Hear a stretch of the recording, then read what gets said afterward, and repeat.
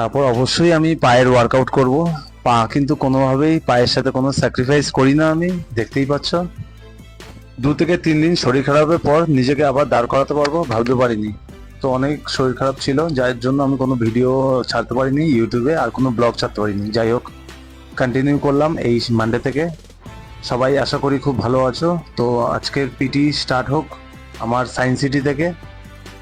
আজকে কিন্তু বেশি কাজ করতে যাইনি আমি, বা যাবও না। একটাই পিটি ছিল এবং করি আমি ফাটাফাট করে চলে আসলাম। এটা সায়েন্স সিটির সেই একটা লেক, এটা বাইপাস ধাবার অপোজিটে।